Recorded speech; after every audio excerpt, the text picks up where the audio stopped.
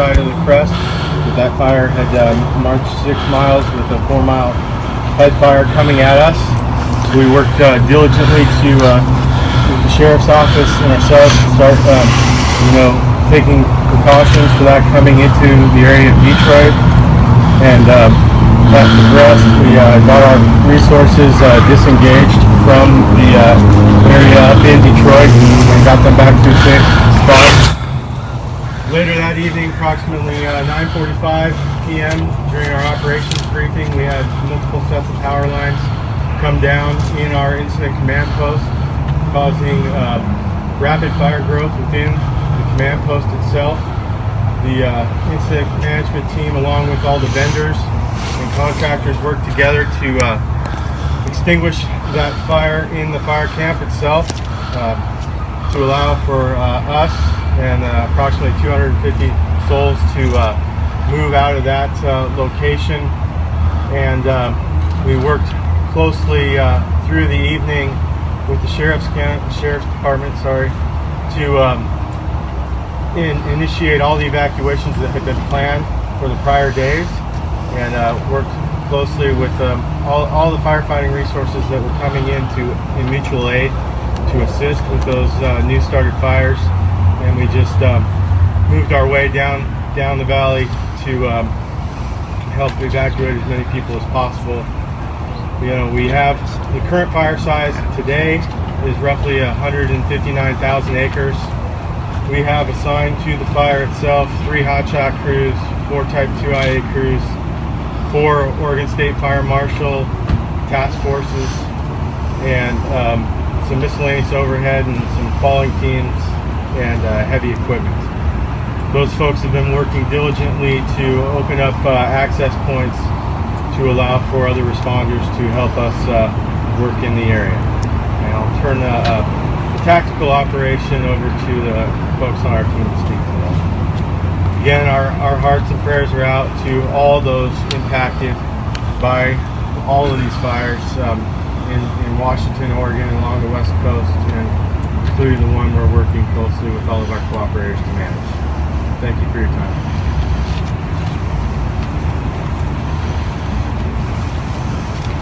Thank you very much. Next, we're going to hear from the operations section chief, Bill Nichols.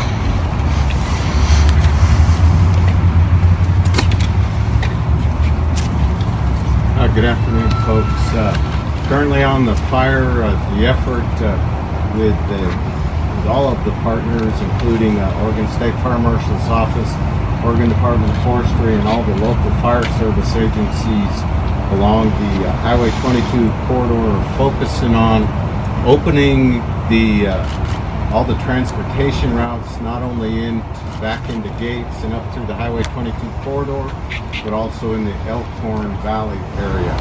Had great success today with our crews and staff up there on the line, working on that transportation corridor so we can continue to provide access to the firefighters and people that are still in the area.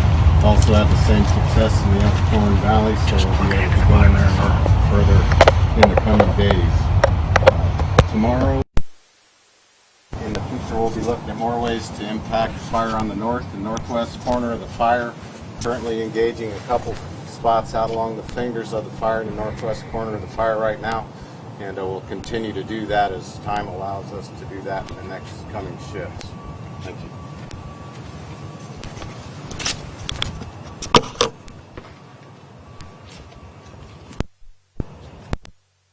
Hear from Marion.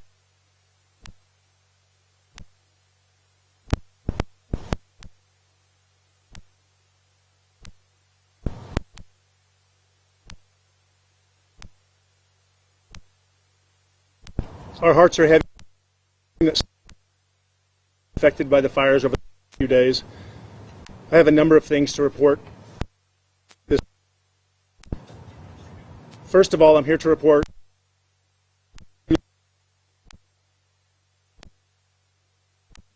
we're confirming this loss. We had a search and rescue mission today, and they were found deceased. Not going to be the only folks that we find deceased up there.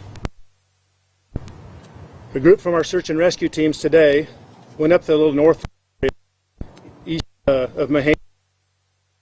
Treacherous conditions, deputies clear that road and get up there.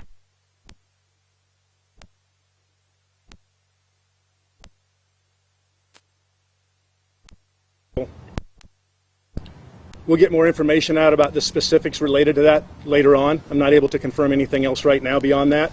I can say personally, on behalf of all of our first responders, our hearts go out to the family and friends of these people and anybody else that's been impacted up in the canyon. The investigation into the specifics of this will continue to these two losses of life. Secondly, I want to give you an overall update about our efforts up the canyon for search and rescue and property damage management. Today, while those operations were going on, I escorted the Marion County Commissioners on a driving tour up the canyon on Highway 22. We went up through all of the cities up to Detroit and then back down. What we saw there was very treacherous roads, very treacherous conditions. Highway 22 itself was impassable in areas without assistance, and not something that I would want to do again, and I would encourage others to stay out of the area as much as possible until we can make these roads safer. The Sheriff's Office has maintained operations around the clock, communicating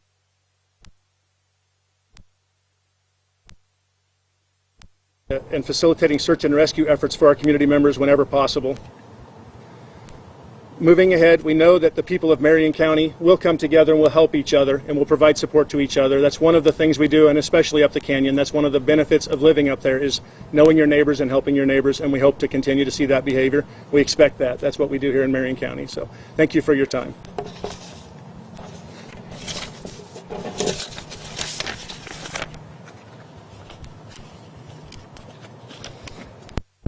Okay.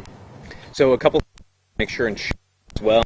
You got a lot of information today. Future information will be pushed out amongst a couple of sources. We thank you to Metcom, who's been putting out a lot of information through their dispatch. Also, the Marion County Sheriff's Office has evacuation notices. But we also have another as of today. So on Facebook, we can be found at Facebook 20. If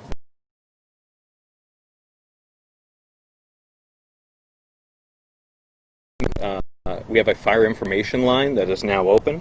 That is at 541-580-0526. So if the community has questions, we welcome them in asking us to make that available. Otherwise, with this fire, we have a lot of work to do, and we have really busy today, but we will field a couple questions before I cut them loose to get back to a lot of work before them. So at this time, are there any questions that we can answer? Hi, Brooke from the Oregonian. Have you put pages of those fatalities? I believe at this time those are confirmed, but I'm going to. So at that time, no. But again, further information will be coming. This was just fresh information that we got just in time for this press.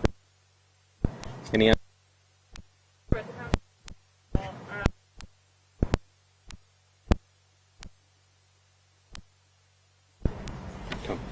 Brian, you want to take that? Didn't hear the question. Do you,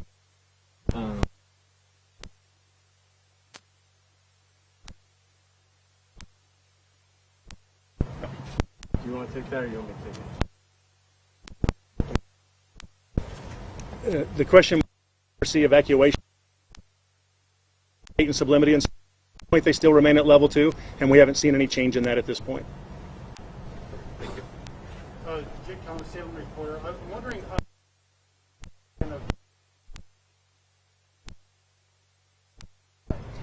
Yeah, as incident rescue mode, so we expect assessment to be done, but at this time we don't have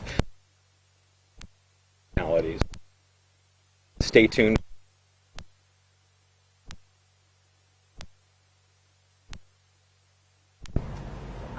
Sarah. Yeah. Well, black residents from Mill City, like we've been hearing, thought that the fire was traveling.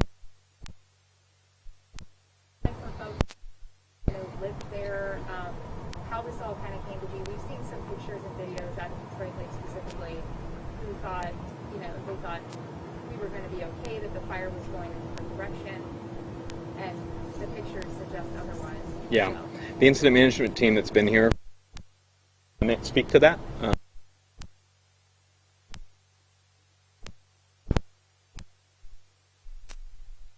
Related to the community of Detroit, had the Lions Head coming into Detroit from east to west. That happened in a row in two different parts, impacting the Highway 22 corridor as well as Detroit.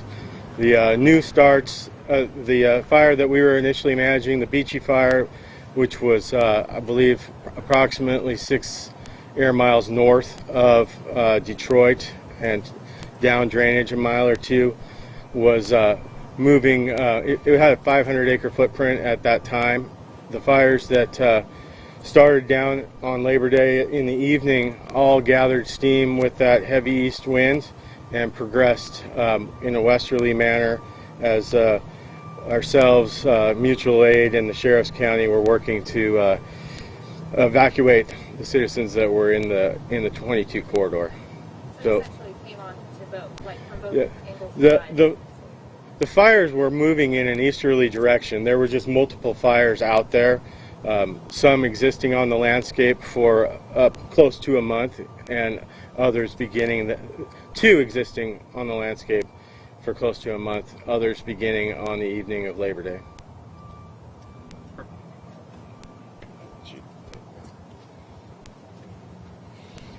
I have time for maybe one more question if someone has it. Otherwise, I'm going to let them get back to a lot of work.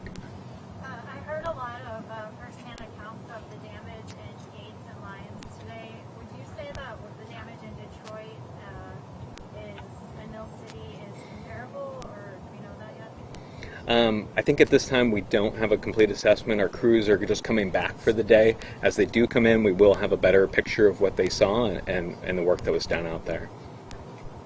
So, with that, thank you so much. I'm going to wrap up this press briefing. Like I said, we have some new sources for getting information in the future. Thank you for your time, and thank you.